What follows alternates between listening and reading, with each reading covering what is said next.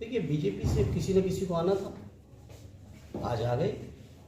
इन चीज़ों का या बीजेपी उम्मीदवारी का कभी भी मैनपुरी के लोगों ने के ऊपर कोई असर कभी पड़ा नहीं और इस चुनाव में भी नहीं पड़ने जा रहा है। और ये चुनाव जब आदरणीय नेताजी को श्रद्धांजलि देने का चुनाव है। ये चुनाव जब आदरणीय नेताजी के न रहने के बाद पहला चुनाव है और उम्मीदवार जहाँ डिम्पल जी हैं, तो मुझे कुछ कहने की आवश्यकता नहीं है। मैनपुरी के लोग बीजेपी को जवाब देंगे और डिम्पल जी को ऐतिहासिक जातिगत आंकड़े को देखते हुए रघुराज शाह को कैसा प्रत्याशी आप मानते हैं? बीजेपी ने जिसको अपना प्रत्याशी जाति समीकरण को देखते हुए, मैं समझ नहीं पा रहा हूँ आप लोग नेताजी को जाति बंधन में कैसे बांध सकते हैं। इस मैनपुरी के रिश्तों को कभी आप जाति बंधन में नहीं बांध सकते। और नेताजी ने कभी कोई जाति धर्म मजहब देख के नहीं, बल्कि इंसानियत और ज़रूरत और गरीब और बेसहारा लोगों की मदद करने का हर पल काम किया है।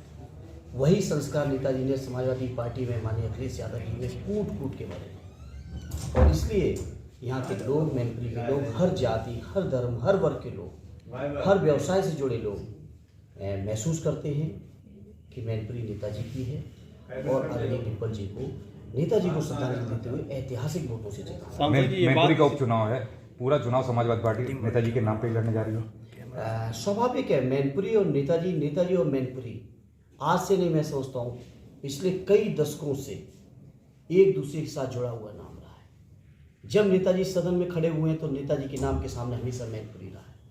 और यही नहीं, नेताजी ने अपनी बीमारी की हालत में भी उनको मैनपुरी की तरक्की की, मैनपुरी के लोगों की हर पल चिंता रही है। मैनपुरी के लोग इस बात को महसूस करते हैं क्योंकि नेताजी का नाम जुड़ चुका है। नेताजी के लेकर चुनाव पे आप मैदान पे आ गए हैं, तो ये बहुत बड़ी समाजवादी के लिए प्रतिष्ठा का सवाल रहेगा।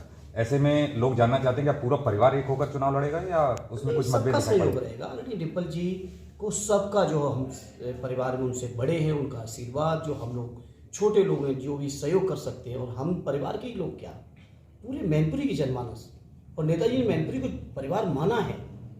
मैं कह सकता हूं कि नेताजी 3-3 पीढ़ियों के लोगों को एक साथ जानते थे। एक साथ 3-3 पीढ़ी के लोग अलग अलग तरीके से नेताजी से मिलते थे। कोई उनसे भाई के तौर पे मिला, कोई उनसे ताऊ और चाचा के तौर पे मिला, कोई उनसे बाबा नाती के तौर पे भी लोग मिले।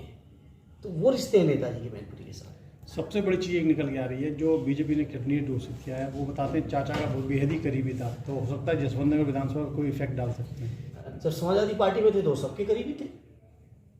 अब जिस दल से आए, समाजवादी पार्टी में थे तो करीबी थे। उस बात को क्या कहना है? उनकी राजनीति की शुरुआत ही समाजवादी पार्टी के जिला महासचिव इटावा से शुरू होकर देश की संसद होते हुए, उत्तर प्रदेश की विधानसभा होते हुए, आज उनकी जो भी पहचान है वो समाजवादी पार्टी के आदरणीय नेताजी की देन है। क्या वो समाजवादी वोटरों को प्रभावित कर सकते हैं? जिस तरह आप बता रहे हो समाजवादी पार्टी से जुड़े हुए थे, हो सकता है आपकी नजरों में वो नेताजी से भी बड़े हो गए हैं। हो सकता है, अगर आपको ऐसा महसूस होता है तो मुझे कुछ नहीं कहना, लेकिन समाजवादी वोटर, एक एक वोटर नेताजी से दिली लगाव रखना। और समाजवादी ही नहीं, आपने सैफी में देखा, हर दल के लोगों ने नेताजी के प्रति जो भाव व्यक्त किया है। और आदरणीय राष्ट्रीय अध्यक्ष जी ने कल नामांकन के बाद जो लिखा है, वो यही लिखा है कि जिस तरह से नेताजी के प्रति लोगों ने भाव व्यक्त किया है, उसी तरह का सहयोग आदरणीय डिम्पल जी को मिलेगा। ये हमारे राष्ट्रीय अध्यक्ष जी को यकीन है, भरोसा है।